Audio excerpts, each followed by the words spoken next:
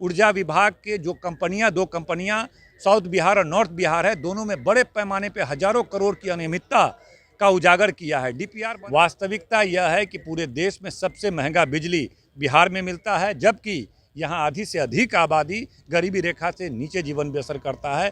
तो ओवरऑल हम यह मान सकते हैं कि बिजली विभाग के मामले में बिहार पूरी तरह से फिसड्डी है। हम लोग का मांग था कि कम से कम 200 यूनिट बिजली फ्री किया जाना चाहिए। देखिए, वाहवाही सिर्फ नीतीश कुमार की उनकी सरकार बिजली के क्षेत्र में या तमाम क्षेत्रों में वाहवाही लेने का काम करती है।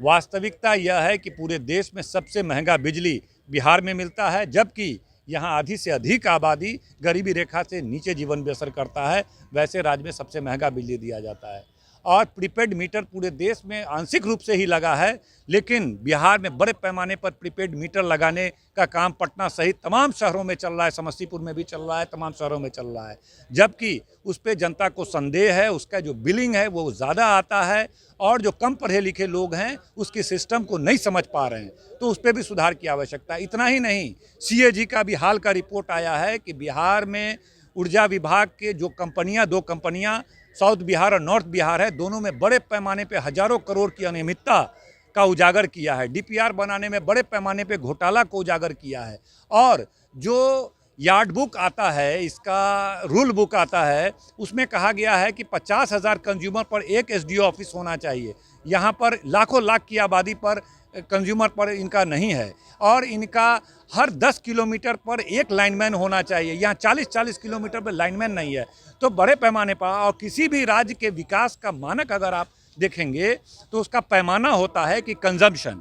जिस राज्य में पर कैपिटा कंजम्पशन बिजली का ज़्यादा है वो विकसित राज्य होता है और पूरे देश में बिहार सबसे कम कंज्यूम करने वाला राज्य है। उसका मतलब कि यहाँ लोग AC कम यूज़ करते हैं, फ्रिज कम यूज़ करते हैं, उद्योग कल कारखाने कम हैं, यहाँ कंजम्पशन बहुत कम है।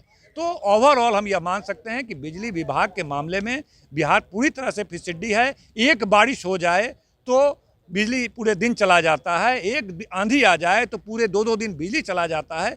तो बिजली के मामले में बिहार में व्यापक काम करने की आवश्यकता है। ये लोग बड़ा बड़ा बजट स्वीकृत कराते हैं, लेकिन बिहार को बिजली के क्षेत्र में सही तरीके से उन्नति नहीं दे पा रहे हैं। छोटा सवाल, छोटा जवाब चाहेंगे। बिजली महंगी हुई, कोरोना काल में कई लोगों की नौकरियां गई, चीज़ें महंगा हुई, क्या यूनिट पे कुछ छूट देनी चाहिए? क्या कुछ यूनिट को फ्री करना चाहिए सरकार?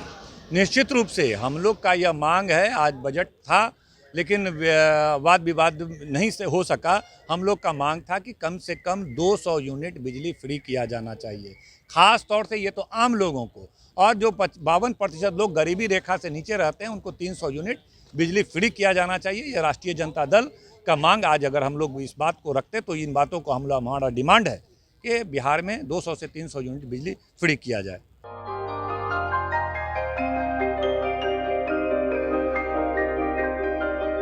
इस कोविड पेंडेमिक में सब ये शहर छोड़कर अपने शहर, अपने घर चले गए। हम लोगों का अपना शहर तो है, लेकिन वहाँ अपना घर नहीं।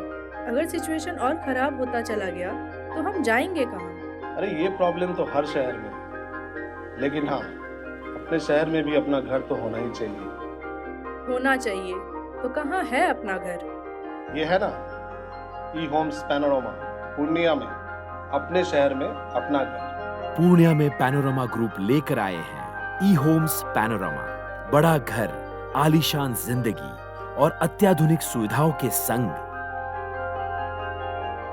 E-Homes panorama, luxurious lifestyle redefined.